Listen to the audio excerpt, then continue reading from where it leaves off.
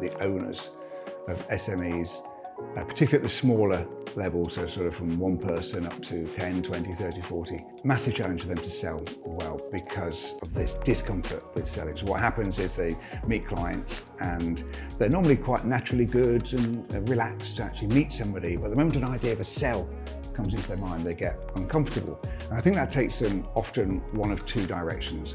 One direction is they just don't sell at all. So they spend lots of time perhaps asking questions about the client, which is great, so they get a good understanding of what the client might be looking for, but they don't really position their product and service in a compelling way because they feel uncomfortable, they feel salesy, so they end up not selling at all.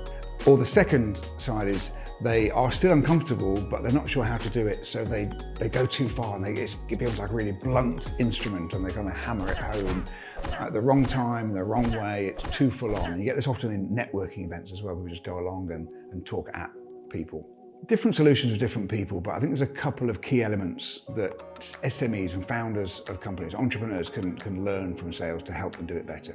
One is to stay with the idea of asking questions. Take time to understand an audience, to find out about the needs. And then instead of flicking into, oh, how do I now sell something? Just share your excitement about what you do. Talk about maybe why you set up the company. Talk about the end game that you're trying to achieve. Don't talk about the product or the service, or whatever it might be. Now, I know that has to happen at some stage, but that's the bit that's causing you discomfort and taking you either to not selling at all or to selling too hard. And the reason I say this is there's something magical when people just talk about the founding principles, the vision that they have of the future, the reason they got started in the first place. And that in itself is more likely to excite you and interest your audience.